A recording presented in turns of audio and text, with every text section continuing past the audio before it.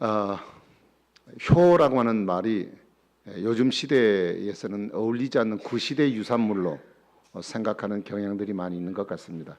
그래서 교회에서도 사실 1년에 한 번 효에 대한 이야기를 하기 때문에 이거는 뭐 기념일 정도로 생각하는 아마 그런 추세들이 아닌가 하는 생각을 갖습니다.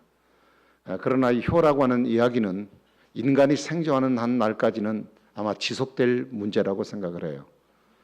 가정이라는 이 구조 자체가 아빠, 엄마, 자식이라는 이 역학관계가 존재하는 날, 그때까지는 끊임없이 이 가정이라는 구조 속에서 생존의 이야기가 계속 이어질 것이라 그렇게 보아집니다. 그래서 오늘 우리는 다시 한 번 더 이 중요한 효도의 의미를 생각해 보고자 하는 것입니다. 지나간 시대에서 우리 가정에 가장 그 담론 가운데 하나가 있다면 중요한 것이 있다면 이 불효에 대한 이야기입니다. 사실 오늘날 우리의 사회를 돌아보면 아동 학대라고 하는 심각한 문제가 사회 문제로 대두되고 있습니다. 또 아울러서 여러 가지 이유들로 인해서 뭐 부모가 밉든지 혹은 재산의 문제든지 이런 것들로 인해서 노인을 학대하는 그런 문제들도 우리의 사회에 큰 문제로 대두되고 있는 상황입니다. 결국 이 아동이나 그리고 노인에 대한 이 학대라고 하는 문제는 결국 그것을 감당해야 될 감당 세대의 책임 회피라고 볼 수 있는, 그래서 후기 현대인들의 아주 손쉬운 감정의 무질서가 낳은 그런 비극의 양상이 아닌가 생각을 해봅니다. 그래서 우리는 이 비극을 좀 더 진지하게 치유하기 위해서는 다시 한 번 더 우리의 창조주 하나님의 말씀과 그리고 그 말씀을 전달한 우리 신앙의 선배들의 삶을 돌아보면서 우리는 이 말씀을 다시 한 번 더 생각해 보아야 할 것입니다. 우리가 지금 읽은 이 잠언 기자의 이 효도를 촉구하는 이유는 매우 실용적인 부분이라고 볼 수 있겠습니다. 불효는 결국 자신을 부끄럽게 만들고 그리고 불효 때문에 자신을 욕되게 하는 파괴적인 행위라고 말할 수 있겠죠. 그래서 불효는 피할 수 없는 이 죄책감을 우리에게 가져와서 내 마음 평안을 가져오지 못하게 만드는 그런 어떤 원인이 될 수 있는 것입니다. 사람은 양심을 갖고 있기 때문에 해야 할 중요한 원칙들을 지키지 못하고 살아갈 때 그 마음에 괴로움이 자리 잡게 되어져서 세상에 무엇을 가졌어도 그가 감당하지 못했던 책임의 피로 인해 주어졌던 현실의 문제에 대한 아픔들을 그 스스로가 짊어지고 살아가는 경우일 것입니다. 물론 양심이 마비된 이 불효자들의 경우는 죄책을 누르고 그리고 자기가 불효한 문제에 대해서 나름대로의 어떤 정당한 합리성을 주장할지 모르겠습니다만은, 그러나 그것조차도 결국은 심리적인 것을 감추기 위한 그 피로감에 젖어들 수밖에 없고, 그래서 그 일로 인해서 자기가 받는 그 아픔이 엄청 크게 됨을 스스로가 느끼게 될 것이라고 생각합니다. 그래서 이 효도라고 하는 것은 약간의 책임을 요구하고 그리고 도덕적인 부담감을 동반하지만 결국 자신을 행복하게 만드는 축복이 바로 효도라는 사실을 우리가 이 시간을 통하여 기억할 수 있기를 바랍니다. 자, 오늘 본문 말씀 22절에 보니까 그런 말씀이 있습니다. 너를 낳은 아비에게 청종하고 내 늙은 어미를 경히 여기지 말라, 가볍게 여기지 말라, 이렇게 말씀하셨습니다. 여기서 너를 낳은 아비라는 말, 이 말이 원문에 보면 이렇게 기록되어 있습니다. 내게 생명을 준 아비라고 되어 있습니다. 다시 말씀드리면 자식이 이 땅에 태어나 생명을 낳는 것은 아버지로부터 생명을 받았다, 어머니 아버지로부터 생명을 받았다, 그런 뜻입니다. 자, 우리가 부모에게 순종해야 될 가장 큰 중요한 이유, 부모를 효도해야 할 가장 중요한 이유는 부모님은 하나님으로부터 생명을 받아서 하나님으로 받은 생명을 그 자손들에게 공급해주는 생명의 공급자의 역할을 하도록 하나님이 부모를 주셨다는 뜻입니다. 그러므로 이 부모는 생명의 근원 되시는 하나님과 연결되어 있는 아주 중요한 존재입니다. 아버지, 어머니, 부모를 제거해버리고 나라는 존재가 이 세상에 살아갈 수가 없다는 뜻이에요. 그 생명 부분에 대해서 하나님과 자식이라는 이 중간 사이에 하나님의 생명의 공급을 전달하고 배달해주는 역할을 하는 말이 바로 부모고 그 부모를 통해 자식이 생명을 얻게 되었다는 것입니다. 그러므로 우리는 육신의 부모를 통해서 이 땅에 태어났습니다. 부모 없이 세상에 태어난 자식은 아무도 없습니다. 그래서 생명에 관한 이 문제 앞에서는 부모가 내가 어렸을 때 어떻게 대해줬든지 그것 다 제껴두고라도 이 생명에 관한 문제 앞에서는 우리가 충분히 부모를 공경할 이유를 안고 살아간다. 그렇게 말씀을 드릴 수 있겠습니다. 제가 연초부터 3월 달까지 계속해서 십계명에 대한 말씀을 여러분에게 말씀드렸습니다.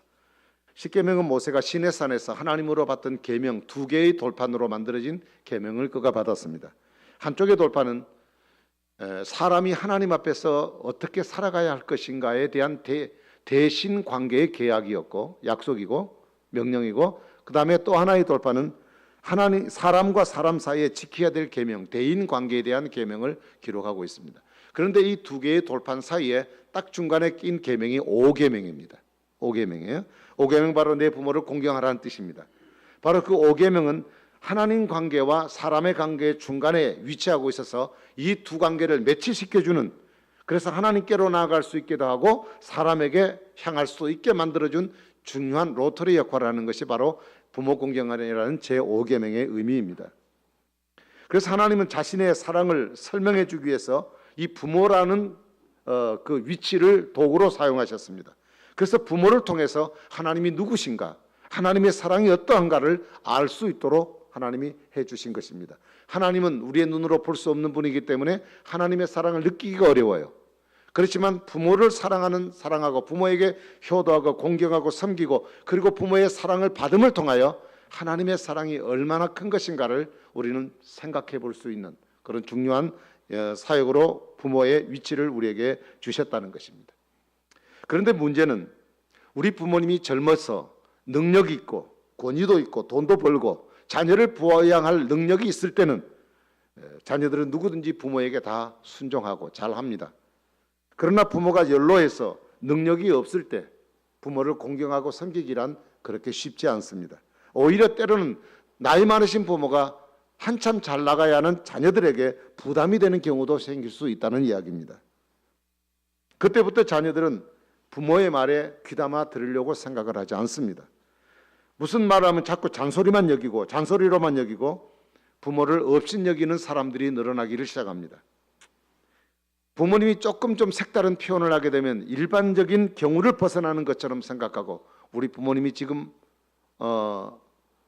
이렇게 생각이 좀 달라지지 않았는가, 나이가 드시더니 뭐 이렇게 잘못되지 않으셨나라고 생각해서 부모의 진심 어린 그 마음속에 있는 이야기들을 우리는 그냥 쉽게 넘겨버리고 그는 늙은이들이 하는 얘기라고 넘겨져버릴 때가 많이 있다는 겁니다. 자, 우리가 나와 똑같은 생각과 똑같은 문화와 똑같은 어떤 그 가치를 가지고 함께 대화가 가능한 사람, 삶이 같이 공유가 가능한 사람과 살아가는 사람에게 효도하라고 한다면 누구든지 할 수 있다는 얘기. 그러나 효도라는 게 왜 그렇게 어렵고, 그럼에도 성경에는 그 일을 명령하셨고, 그리고는 세상의 어느 명령보다도 가장 귀중한 축복을 하나님이 이야기하신 이유가 뭐냐? 효도가 쉽지 않기 때문에 그렇습니다. 쉽지 않기 때문에. 누구나 할 수 있는 일이기 때문에 하나님 명령하라고 말도 하지 않았고 하나님은 약속을 우리에게 하지도 않았을 거예요.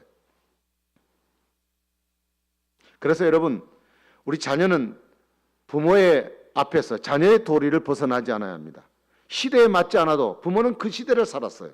그러니까 맨날 해도 그 시대 얘기밖에 안 하는 거예요. 6.25 시대 얘기하고 배고팠을 때 얘기를 하는 거예요. 근데 지금의 시대 사람들은 그걸 이해를 못하는 거예요. 그 시대 모르니까. 그래서 시대가 맞지 않아도 우리는 부모의 말씀에 대하여 들을 줄 아는 그런 자세가 필요합니다. 하나님의 말씀과 충돌이 되지 않는 범위 내에서는 그들의 말에 순종을 하십시오.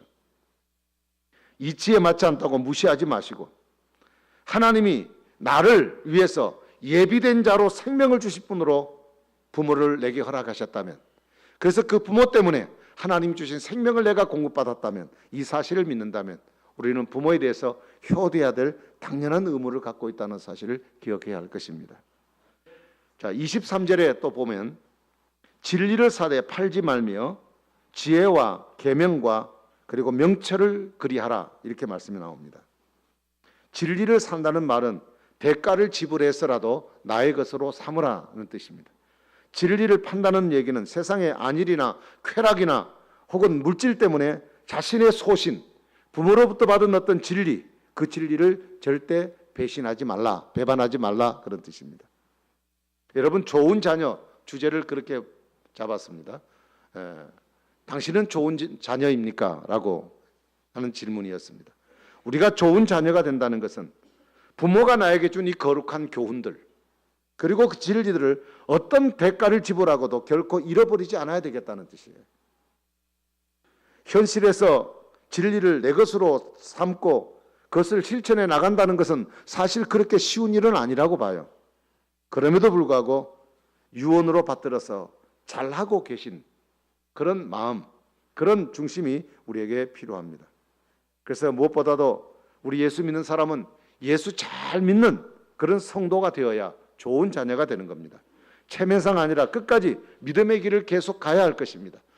나의 어머니 아버지가 하나님을 잘 믿고 내 자녀들이 믿음의 대를 이어서 살아가기를 바라는 유언을 남기고 그런 말씀을 드렸다면, 여러분들 부모님이 남겨주신 그 귀한 신앙을 내가 살아가는 날 동안 신앙 지키기 어려운 어떤 문제가 내 앞에 다가올지라도, 그 대가를 지불하는 경우가 생길지라도 그것을 끝까지 내 삶 속에 실천하고 살아가는 사람, 그것이 바로 부모 앞에서 좋은 자녀로 살아가는 길인 것입니다. 그 다음에 24절을 보면 의인의 아비는 크게 즐거울 것이요 지혜로운 자식을 낳은 자는 그로 말미암아 즐거울 것이다. 여러분, 효도라고 하는 것은 용돈 몇 푼 드리고 그리고 어버이날 돼가지고 식사 사드리고 이것이 효도의 전부라고 생각하시면 안 됩니다.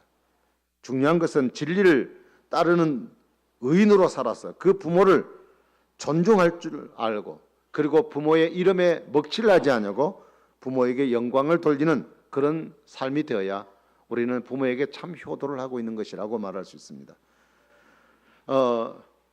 그 얘기라고 하는 그 책 속에 이런 글이 있습니다. 한문으로 이렇게 되어 있습니다.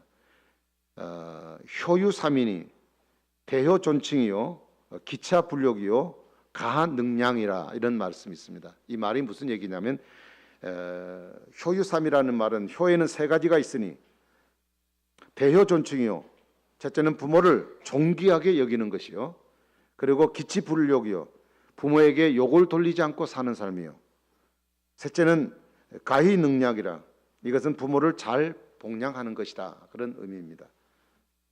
여러분, 부모님을 잘 복양하는 것은 효에 대하여 가장 기초적인 문제입니다. 여러분, 더 중요한 효는, 복양하는 게 더 중요한 예는 부모님의 이름에 먹칠을 하지 않고 사는 것입니다. 다시 말하면 우리 부모의 아들답게 살아서 어른들에게 존귀함을 돌려드려야 된다는 뜻입니다. 부모의 교훈을 잘 기억하고 그 유산의 믿음을 잘 간직해서 우리가 그것을 실천하여 살아감으로 우리가 살아가는 삶 가운데 그 유훈들이나 그 신앙의 유산들을 다 팔아버리지 말고 그것을 끝까지 지키고 살아서, 그래서 우리의 삶을 통하여 주변의 많은 사람들에게 정말 효의 아름다움, 그 사람을 보니 그 부모가 어떤 사람이다 라고 느낄 수 있도록, 사람들에게 그런 말이 회자가 되어지도록 그렇게 우리가 살아갈 수 있어야 우리는 부모 앞에서 참된 효자로 살아가는 길입니다. 그 다음에 25절에 보면 내 부모를 즐겁게 하며 너 낳은 어미를 기쁘게 하라는 말씀이 있습니다. 내게 생명을 주신 그 부모님을 기쁘게 해드리자는 얘기예요. 여러분, 부모를 어떻게 하면 기쁘게 해드릴 수 있을까요? 부모의 마음을 잘 헤아려 드려야 합니다. 그 마음을 알아서 원하는 것을 해드릴 때 부모는 기뻐하는 것입니다. 눈높이 교육이라는 말을 제가 어린이 설교 때에도, 어린 예배 설교 때도 말씀을 드렸습니다. 아이들의 시각으로 내려다보고 아이들을 수준에서 교육을 시켜야 되는 겁니다. 이것을 부모에게 적용시킨다면 자녀들은 부모를 향해서 부모의 눈높이에 맞춰서 부모에게 효도를 해야 한다는 뜻입니다. 여러분, 부모를 대할 때 부모가 아닌 지금 젊어 있는 나 자신의 입장에서, 자식의 입장에서 부모를 보고 부모를 대했으면 절대 안 된다는 거예요. 동상이몽이라는 말 있잖아요. 함께 같이 살면서도 서로 다른 생각을 갖고 살면 안 된다는 얘기 아니겠어요? 자신의 시각에서 상대를 대하는 것은 결코 눈높이가 아니에요. 부부가 행복해지는 것도 나는 왜 열심히 당신을 사랑했는데 당신은 왜 자꾸 불평에 맞느냐라고 한 이유가 어디가 있느냐. 내가 남편은 아내를 사랑할 때 아내의 눈높이에 맞춰서 아내의 입장에서 사랑을 해줘야 그 사랑이 진짜인데, 남편은 내 입장에서 아내를 사랑해 주기 때문에 아무리 열심히 해도 아내에게는 감동이 안 오는 거예요. 우리가 부모에게 효도하는 것도 마찬가지입니다. 젊었고 힘 있는 자식의 입장에서 생각하지 말고 지금 노령에 처해 있는 부모의 입장에서, 부모의 눈높이에서 부모를 대할 수 있어야 된다는 겁니다. 그래서 그렇게 마음을 헤아려 드리는 것이 효도하는 것이고, 그럴 때 부모는 그것을 통해 기쁨을 얻게 되는 겁니다. 저도 한참 젊었을 때는 연세 드신 분들이 늘 하는 말이, 마음 내 몸은 이렇지만 늘 생각은 20, 30대야. 그리고 막 그래야 했어요. 그러면 도대체 무슨 얘기인지 이해가 잘 안 됐고, 연세가 드시더니 좀 이상해지셨나 그런 생각을 했습니다. 근데 저도 지금 이렇게 먹을 만큼 이렇게 나이가 되다 보니까 그 말이 헤아릴 수가 있습니다. 나이는 많아도 몸은 약해도 생각은 마음까지는 절대 늙지 않았다는 얘기예요. 지금도 여전히 20대, 30대예요. 그래서 우리 청년들이 어디 놀러 간다 그러면 말도 않고 가면 제가 속이 섭섭해요. 나도 가서 뛸 수 있는데 왜 나한테는 얘기 안 해줬고 나는 못 가게 하는가. 주책이죠, 주책. 생각이 그래요. 생각이, 마음이 다 할 수 있을 것 같아요. 뭐든지 할 수 있을 것 같아요. 우리 권호진 집사님이 운동회 때 다리를 좀 다치셔서 아마 장단지 부분에 이렇게 힘줄이 좀 파열이 되셔가지고 지금 반기부스를 하셔서 활동이 좀 어려우신 것 같은데, 의욕은 있어요. 의욕은 젊은이처럼 뛰고 싶죠. 그러나 잘못 내드리니까 그냥 어느 순간에 그렇게 몸이 나갈 수 있죠. 그런데 지금 중요한 것은 마음은, 생각은 육체는 그렇지만 마음은 젊다는 얘기예요. 제가 말씀드리고자 하는 그 얘기입니다. 무엇인지 다 할 수 있을 것 같고 여러 가지 재밌는 걸 좀 이렇게 하고 싶은 마음이 내 마음속에 있어요. 근데 그런 부모님들 앞에서요, 부모의 마음을 헤아리지 않으면 안 돼요. 제가 이렇게 돼도 저는 좀 옷을 좀 캐주얼하게 입는 걸 좋아해요. 막 정장하는 것보다는. 그래서 교회만 벗어나면 저는 캐주얼하게 옷을 입으려고 애를 쓰는 게 아니라 그게 저한테 편한 것 같아요. 아이고 나이가 드셨고 그러면 좀 정중하게 옷도 좀 입고 다니시지, 뭐 옷을 또 그렇게 이상하게 입고 다니신가, 뭐 그렇게 평가를 하실지 모르겠습니다. 그러나 나이는 들었어도 하고 싶은 일이 많아요. 젊은 사람처럼 그렇게 하고 싶은 일이 많아. 근데 젊은 사람 입장에는 당신은 어머니고 부모님이고 연세 드신 분이니까 점잖으셔야 된다는 얘기예요. 그래서 제발 바라기는 부모님을 너무 엄숙하게 대하지 말아라.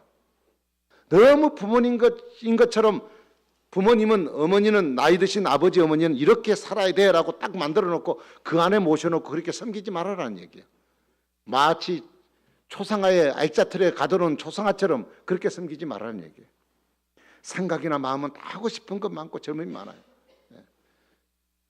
제가 몇 번 그런 얘기를 또 들은 것 같아요. 죄송하지만 저희 장모님이 40에 혼자 되셨잖아요. 아들 자녀들 5 놓고. 제가 결혼했을 땐 60 되셨어요. 근데 결혼하고 났는데 24년 사시다가 또 3년 사시다가 돌아가셨어요. 근데 23년 동안 한 번도 장모님에 대해서 생각을 해본 적이 없어요. 어떻게 해드려야 좀 편안할까, 이런 생각을 안 해보고 살았어요. 나먹기 살고 바빴고 뭐 혼자 사시는 거 뭐 그렇게 사시겠지라고 생각을 하고 산 거예요. 근데 돌아나시고 나니까 저희 아내하고 생각한 얘기가, 남자 짝 하나만 이제 만나게 해드릴 걸. 그 젊은 세월에, 지금 제가 62입니다. 지금 저 얼마나 젊었어요. 혼자 살아 그래 봐요. 못 살죠. 좋은 친구 하나 만나서 이렇게 남은 여생 살게 하셨으면 얼마나 좋았을까. 근데 자식은 그 당시 입장에 그 무슨 회개망측하게 그 늙은이가 그 뭐 남자를 만나서 뭐 결혼하고 이런 생각을 했다는 얘기예요. 꼭 결혼해야 된다는 의미가 아니라 부모는 그런 생각까지도 할 수 있어요. 근데 그런 정도의 배려하는 마음들이 있어야 되는데 자녀는 그 마음을 몰라. 그 깊숙한 마음을 몰라요. 그래서 효를 너무 크게 생각하지 말고 부모에 대한 관심인데 그 눈높이에 내려가서 필요한 것이 무언가를 알고 채워드려야 된다. 그래야 그 마음이 기뻐할 수 있다는 얘기잖아요. 제가 이 어버이 주일을 맞을 때마다 늘 걱정되고 늘 고민되는 문제가, 사람은 상대적인 존재예요. 자식 보고만 잘하라고 할 수도 없고 부모에게 보고 잘하라고 할 수도 없어요. 누구에게만 두고 설교를 사실 하기 어렵습니다. 근데 연세 드신 분들에게 아무리 얘기해봐야 이미 딱 그 시간에 생각이 고착되어 있는 분들에게 누구도 고칠 수 없어요. 만일 고치려면 딱 부러져 버려요. 그러나 자라오는 지금 세대, 지금 살아가고 있는 젊은 세대는 얼마든지 생각을 좀 바꿔갈 수 있는 상황들이 있어요. 그래서 역시 이것은 자녀들의 입장에서 해야 될 문제라고 생각을 해요. 그래서 제가 용기 내어서 우리 자녀들이 해야 될 일이 무엇인가 하는 것을 제가 지금 여러분들에게 말씀드립니다. 지금 부모를 모시고 계시고 또 어려운 가운데 힘든 가운데 부모를 섬기고 계신 분들에게 너무 죄송하고 마음에 무거움이 될 수도 있을지 모르겠지만 그러나 우리는 이것을 그냥 무겁다고 그냥 지나쳐 버릴 문제가 아니라 이런 문제가 하나님을 섬기는 영적인 문제와 같이 연결되는 고리가 되기 때문에 결국 우리가 알아야 되고 이 문제는 분명히 뚫고 나가야 되고 해결해 나가야 될 문제라고 생각이 되어집니다. 그 삼성생명에서 이색적인 부모에 대한 광고가 이렇게 실린 적이 있었습니다. 아버지와 어머니는 이렇다라고 하는 이야기였습니다. 제가 그냥 읽어만 드립니다. 아버지 광고는 이렇습니다. 29, 14시간을 기다렸어야 자식의 울음소리를 들을 수 있었습니다. 산통을 겪은 시간을 얘기하죠. 당신은 신을 믿지 않았지만 당신도 모르게 기도를 올렸습니다. 37, 자식이 초등학교에 들어가 우승상을 탔습니다. 당신은 액자를 만들어 가장 잘 보이는 곳에 걸어두었습니다. 아직도 당신의 방에는 누렇게 바랜 액자가 걸려 있습니다. 43, 일요일 아침 모처럼 자식과 뒷동산에 약수터로 올라갔습니다. 이웃 사람들은 자식이 아버지를 닮았다며 인사를 건넵니다. 당신은 괜히 기분이 좋았습니다. 48, 자식이 대학 시험을 보러 갔습니다. 당신은 평소와 다름없이 출근했지만 하루 종일 손에 일이 잡히지 않았습니다. 53, 자식이 첫 월급을 타서 내일을 사왔습니다. 당신은 쓸데없는 돈을 썼다고 나무랐지만 밤이 늦도록 내일을 입어보고 또 입어봤습니다. 61, 딸이 시집을 가는 날이었습니다. 저는 이 말은 동의할 수는 없지만 딸은 도둑 같은 사이, 저희 사이 보니까 도둑같이 안 해요. 참 좋은 사이입니다. 근데 지금 보편적으로 그렇게 생각하는 거예요. 딸 훔쳐간다고. 딸은 도둑 같은 사위 얼굴을 쳐다보며 한박 웃음을 피웠습니다. 당신은 나이 들고서 처음으로 눈시울이 붉게졌습니다. 오직 하나 자식 달리기만을 바라며 살아온 한평생. 하지만 이제는 희끗희끗한 머리로 남으신 당신. 우리는 당신을 아버지라 부릅니다. 어머니에 대한 광고는 또 이렇습니다. 21, 당신은 고개를 2개 넘어 얼굴도 본 적 없는 김씨 댁의 큰아들 집에 시집을 왔습니다. 26, 시집 온 지 5년 만에 자식을 낳았습니다. 당신은 그제야 시댁 어른들한테 며느리의 대접을 받았습니다. 32, 그해 겨울은 유난히도 추웠습니다. 당신은 자식이 학교에서 돌아올 무렵이면 자식의 외투를 입고 동구 밖으로 나갔습니다. 그리고 자식에게 당신의 체온으로 덮여진 외투를 입혀주었습니다. 52, 자식이 결혼할 여자라고 집으로 데려왔습니다. 당신은 분칠한 얼굴이 싫었지만 자식이 좋다 하니까 당신도 좋다고 했습니다. 60, 환갑이라고 자식들이 모처럼 돈을 보냈습니다. 당신은 그 돈으로 자식의 보약을 샀습니다. 그 다음에 65, 자식 내외가 바쁘다며 명절에 고향에 못 내려온다고 했습니다. 당신은 동네 사람들에게 아들이 바빠서 아침 일찍 올라갔다며 당신 평생 처음으로 거짓말을 했습니다. 오직 하나 자식 잘되기만을 바라온 한평생. 우리는 당신을 어머니라 부릅니다. 이렇게 광고가 되어 있는 내용이었습니다. 여러분, 자식은 자식으로 있을 때는 부모를 깨닫지 못해요. 알지 못해요. 근데 자신도 결혼해서 부모가 되어서 아이를 두어 보니까 그때 부모가 어떤 분인가를 깨닫고 그 은혜를 느끼고 사랑을 실천하기 마련인 것입니다. 사랑하신 여러분, 부모를 즐겁게 해드리십시다. 그를 위해서 자주 시간을 내드리십시오. 그리고 자주 전화하세요. 저도 전화를 잘 안 하는 사람 중에 하나입니다만 저희 아내는 전화를 너무 잘해가지고 저희 시댁 식구들에게 전화를 일주일에 한 번 일단 일주일에 2번 전화를 합니다. 그러니까 시댁 식구들이 얼마나 좋아하는지 몰라요. 저는 필요도 없어. 예, 저희 아내만 좋아합니다. 뭐 특별히 갖다 주는 것도 없어요. 전화를 하니까. 네. 여러분, 부모는 또 연세가 드시면 한 얘기를 또 하고 한 얘기 또 합니다. 한 얘기 또 한 얘기는 한 줄을 모르고 또 하는 거예요. 처음으로 하는 줄 알고. 저희 목사님들끼리 같이 모여서 얘기하다 보니까 지금 다 이제 60이 넘고 어떤 분은 70 가깝고 이런 분들이에요.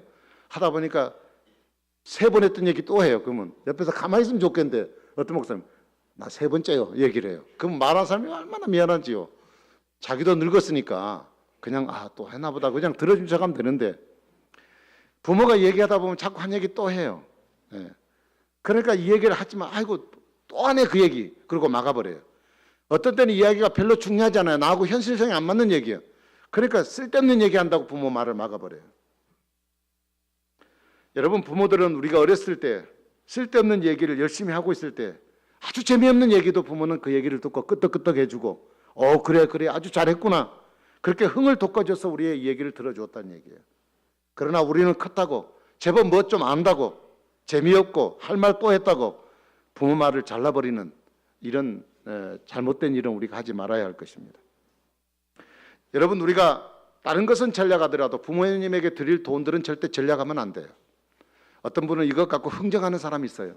요즘 사업이 잘 안 되고 요즘 또 애들이 또 학원 가느라고 돈이 줄어들어 가지고 어머니 아버지 돈을 좀 깎아야 되겠습니다 하고 흥정을 해요. 여러분, 우리 자녀들이 자식을 키울 때 우리하고 흥정을 한 적 있습니까? 우리가 바라는 것보다 더 많은 것을 부모는 주었습니다. 돈이 있다면 없어서 못 줬지 있으면 다 줬다고요. 여러분, 우리가 어머니 날 식사 한번 대접한다고 해서 그게 다 되는 건 아니에요. 어떤 분들은 식사 하지 말고 차라리 돈을 주라 뭐 그런 분도 계십니다. 그러나 또 식사를 또 같이 하는 것도 중요해요. 그러니까 어쨌든 여러분들이 부모에게 좀 그런 물질적으로 잘 대해드리면 좋겠어요. 저는 용돈 수준의 얘기 아니라 생활비 수준으로 해드릴 수 있어야 된다. 지금 생활 능력이 있는 분들은 괜찮아요. 그리고 노후에 모든 준비가 다 된 분들은 상관없습니다. 용돈 정도 드려도 괜찮겠죠. 그렇지만 사실 대부분 보면 자식들을 키우느라고 집 팔고 농 팔고 다 팔아버렸어요. 어떤 부모는 그냥 자식에게 내가 갖고 있으면 뭐 안 하고 자식에게 등기를 다 넘겨버린 부모도 계셔요. 미련하게 다 넘기는 부모도 계시다. 여러분, 그런 경우는 먹고 살 길이 없습니다. 네, 그러니까 자식들에게 부모들에게 자식들이 좀 해줘야 된다. 저는 이런 기준을 두고 싶어요. 적어도 여러분의 수입의 10분의 1을 하나님께 드리시고 11조를 그리고 부모를 위해서 11조를 또 드려라. 그 10분의 1을 딱 절반을 떼가지고 절반은 시부모 댁에 드리고 절반은 친정 댁에 드리라. 어려우실지 모르겠어요. 제가 기준은 여러분에게 드립니다. 어쨌든 부모에게 물질적으로 그들이 생활해 나갈 수 있도록 교회 나와서 예배를 생활하고도 현금도 할 수 있었고 친구들을 만나도 맨날 얻어먹기만 하면 됩니까? 와서 신발끈이나 메고 맨날 늦게만 나가고 돈 낼쯤 되면 화장실 간다 가버리고 그러니까 맨날 딴 사람들에게 싫은 소리 들으면 안 돼요. 그래서 남이 한 번 내면 나도 한 번 낼 수 있도록 해줘야 돼요. 그래야 자식들을 남들이 볼 때 야, 참 자식들이 잘해주구나 이런 생각이 들잖아요. 네. 제가 너무 많이 하나요? 네. 어려우신 줄 알아요. 이런 마음을 갖고 우리가 사실한 얘기입니다.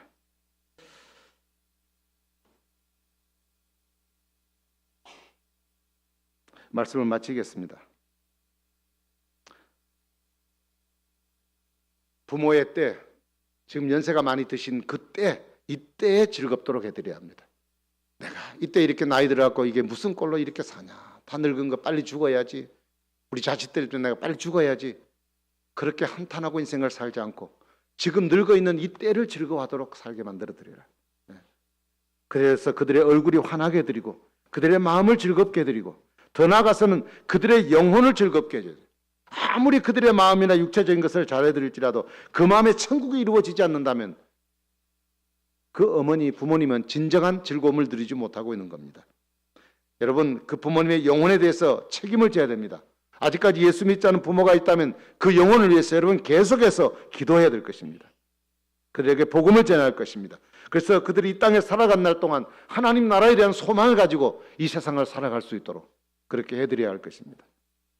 미국의 초대 대통령인 조지 워싱턴이라는 대통령은 그가 늘 평소에 갖고 있던 소원이 뭐냐? 그가 항해사가 되는 것이 소원이었습니다. 그래서 그쪽으로 공부도 했고 열심히 준비를 했습니다. 그래서 성장해서 어느 날 그가 항해사가 되기 위하여 짐을 다 꾸려서 나갔습니다. 자식이 떠나가는 그 모습을 보고 자식의 손을 꼭 잡았습니다. 내가 이 자식 손을 잡고 있는 순간이 바다에서 다시 돌아올지 안 돌아올지 알 수가 없잖아요.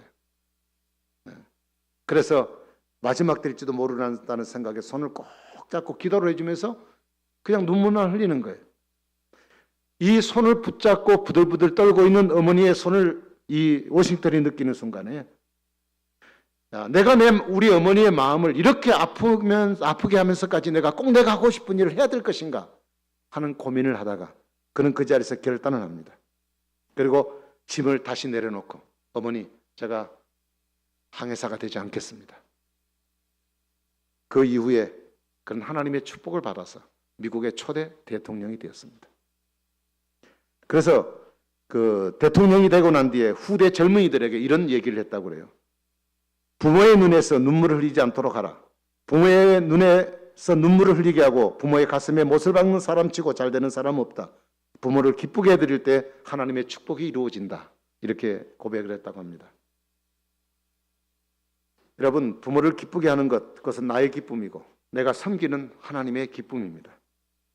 부모는 언제까지나 나를 기다려주지 않습니다. 효도는 내가 돈을 벌고 여유가 있다고 생각하는 그때까지 절대 기다려주지 않습니다. 살아계실 때 내게 있는 삶의 소유 얼마가 되든지 그 적은 공간 속에서라도 여러분이 있는 위치에서 정성껏 감당하기를 바랍니다. 한 분의 얘기만 더 드리고 말씀 마치겠습니다. 올해 나라로부터 효부상을 받은 한 분이 인터넷에 떴길래 제가 소개를 드립니다. 박영혜 사모님이라는 분이십니다. 이분이 원래 목회자 사모였습니다. 남편과 함께 마포에서 목회를 하시다가 남편 목사님이 갑자기 돌아가시게 됐어서 목회를 그만두시게 되셨는데 그때 시어머니를 모시고 있는 지가 한 2년 정도 되었습니다. 그래서 시어머니를 혼자지만 모시고 살게 되었습니다.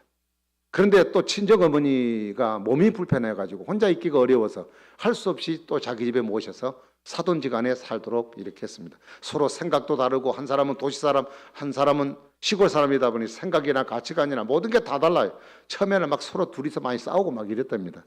그런 속에서 이 부모를 모시고 삽니다. 근데 살아갈 방식이 없어요. 갑자기 남편이 돌아가시기 때문에 어떤 준비를 하지 못하고 돌아가셨기 때문에 생활 대책이 안 되는 겁니다. 근데 이 제주도에서 직장 생활하고 있는 아들이 제주도로 왔으면 좋겠다 해서 생각지도 않았게 이 두 어머니를 모시고 제주도로 이사를 왔습니다. 그러나 사실 제주도 왔지만 먹고 살 길이 없어요. 어떻게 먹고 살아야 되겠습니까? 그래서 고민하고 기도하다가 이 사모님이 자기 집 앞에다가 카페를 하나 차렸습니다. 마더 카페, 어머니 카페라는 이름으로 카페를 하나 차렸습니다. 근데 지금까지 올해까지 지금 16년째 살고 있는데요. 시어머니 나이가 105세, 친정어머니 나이가 88세. 시어머니는 몸도 못 가누셔요, 잘. 그래서 대소변 다 받아내드려야 돼요. 카페 하다가 또 와가지고 또 대소변 받아내고 또 밥 차려드리고 또 갔다가 또 하고 그렇게 바쁜 시간을 보내고 그러면서 그 일들을 감당합니다. 너무 고생 많으니까 시가댁에 그 형제들이 형수 고생한다고 어머니 좀 양로원에 보냈으면 좋겠다고 결정을 내렸지만 시어머니가 싫어하셔요. 시어머니 싫어하는데 보낼 수는 없잖아요. 내가 모시고 있겠다. 그래서 지금 모시고 살아서 그것이 이렇게 세상에 알려져 가지고 효부상을 받았습니다. 저도 아직 안 가봤습니다. 올해 제가 엊그저께 접한 얘기 때문에 제주도 혹시 가시면 서귀포시 남원읍 대흥리에 마더 카페라고 한 것이 있답니다. 그 가서 꼭 이용을 좀 많이 해주시면 좋겠습니다. 그 사모님의 소원이 그래요. 새 여자 한 사람이라도 자리를 비우면 그 빈 공간을 어떻게 메울 것인가. 그래서 하나님께 기도하기를 세 사람이 비슷한 날짜에 하나님 불러갔으면 좋겠다. 지금 사모님 나이가 67세예요. 네. 그래서 우리 세 사람은 서로 비워낼 수 없는 하나의 운명 공동체다. 그런 생각 갖고 서로 살고 있다고 합니다. 여러분, 부모는 우리에게 생명을 주셨습니다. 그래서 우리는 그 말씀을 순종해야 됩니다. 그리고 그 교훈을, 그리고 그 믿음을 기억하고 실천하며 살아가야 됩니다. 그리고 부모님을 기쁘게 즐겁게 하고 남은 여생, 천국 여생을 살아가도록 우리 자녀들은 하나님이 부르실 때까지 그들을 뒷바라지 잘 해주는 그런 좋은 자녀가 되기를 바랍니다. 그래야 하나님 앞에 서는 날 우리가 부끄러움 없이 하나님이 내게 생명 물려준 그 사랑하는 부모님, 그분에게 최선을 다하고 열심을 다함으로 좋은 자녀가 되어서 내가 이 땅에서 잘 되고 그리고 장수하리라고 하는 하나님의 축복을 여러분 다 받아 누리셔서 그 축복이 여러분때만 아니라 자손 후대까지, 아까 장로님 기도하셨습니다만 천대까지 이르러 하나님 주시는 복을 누리는 여러분 되시기를 주의 이름으로 축복합니다. 기도하겠습니다. 우리가 잠시 한 30초 동안만 기도합시다. 우리 부모를 위해 기도합시다. 시부모님, 친정어머니 상가는 것 없이 기도합시다. 예수 믿지 않으면 예수 믿게 해달라고 기도하시고, 또 그들이 건강하지 못하면 건강하게 해달라고 기도하시고, 또 나는 부족해서 그들에게 최선을 다하지 못하지만 하나님 내게 효도하는 마음 주셔서 그들에게 섭섭하지 않게 정말 좋은 자녀가 되게 도와주십시오. 우리 같이 잠시 한번 기도하겠습니다. 자비로우신 하나님 아버지, 은혜와 사랑 감사합니다. 부족과 은혜가 이를 데 없습니다. 오늘도 우리는 부족을 하는 것이지만 오늘도 우리를 통해 하나님의 귀한 일을 이루시고 하나님의 뜻을 이루신 하나님의 거룩하신 영광 너희를 깨달아 주 앞에 감사를 드립니다. 주여, 저들의 드림과 섬김을 통해 하나님 영광 받으시고 하나님의 뜻을 이루는 놀라운 삶을 이룰 수 있도록 주여 저들에게 축복하시고 인도해 주시고 함께해 주시기를 바랍니다. 하나님 아버지, 주님이 기뻐하신 삶을 살아가게 하시고 주께서 영광 돌리는 삶을 통하여 주 앞에 최선을 다하여 살아갈 수 있도록 저들에게 은혜를 주시옵시고, 우리에게 주신 소중한 부모님을 정말 사랑하고 아버지 존경하며 정말 우리가 최선을 다하여 감당함으로 하나님의 뜻을 이룰 수 있도록 저들에게 은혜를 더하여 주시옵기 원합니다. 이 일을 우리가 해야 할 마땅할 일이고 하나님 앞에 부끄럽는 모습인 것을 기억하여 주 앞에 최선을 다하여 주님께 영광 돌리는 저들의 모습이 될 수 있도록 주님이 역사하여 주시옵소서. 늘 강건하도록 붙들어 주시고 주님이 부족함이 없도록 우리의 신앙의 양심의 가책이 느끼지 않도록 성실함으로 감당하는 저희들 되도록 은혜를 더하여 주실 줄로 믿습니다.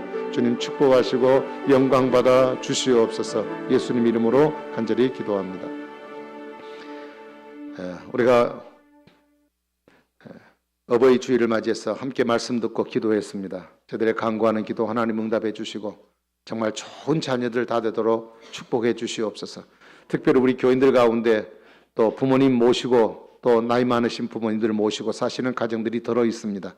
하나님, 많이 고생하고 힘든 일이지만 하나님께서 우리에게 또 소중한 축복의 기회로 주신 줄 알고 이 일들을 잘 감당하여 본인뿐 아니라 후대가 복을 받는 일이 되도록 우리 하나님 축복하여 주시옵소서. 감사하옵고 예수님 이름으로 기도하옵나이다. 아멘. 우리 찬송 하나님 앞에 드리겠습니다. 579장을 드리겠습니다.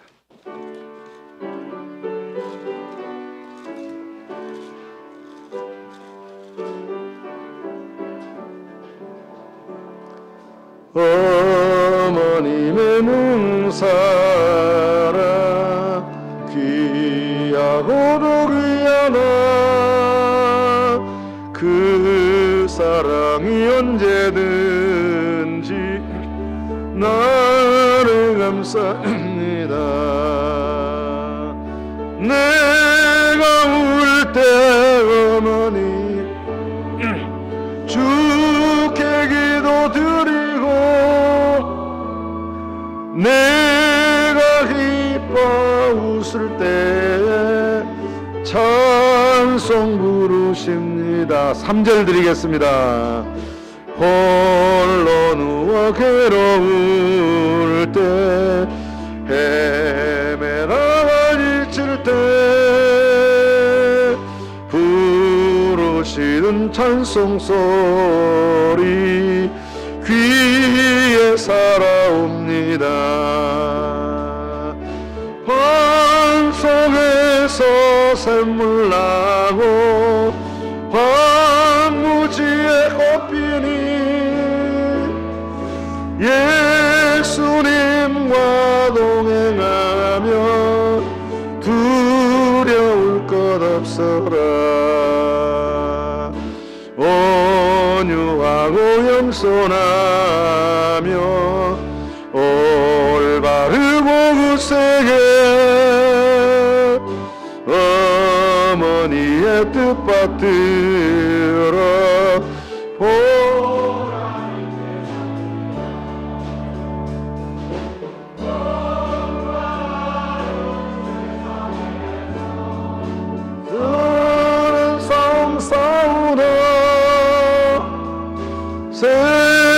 생명신에 흐르는 곳 길이 함께 살리라.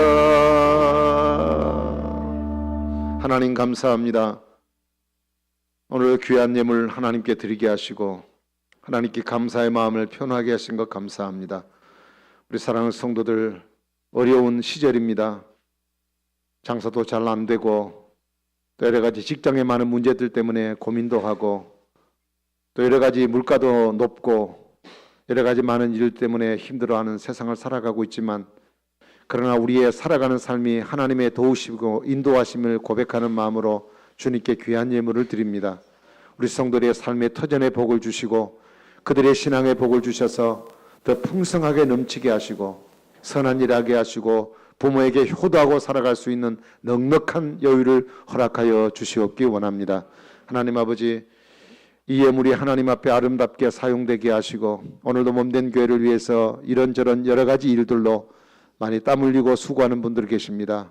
늘 주님이 축복하시고 그들의 애씀을 주님 잊지 마시고 하나님 기억해 주시옵소서. 오늘도 여러 가지 힘들고 어려운 상황 속에 살아가고 있는 분들 상황을 주께서 펴주시고 또한 건강 더해 주시기를 바라며 오늘도 군복무 감당하는 형제들 어느 곳에 있든지 늘 안전하도록 지켜 주시옵소서. 감사옵고 예수님 이름으로 기도합니다. 아멘.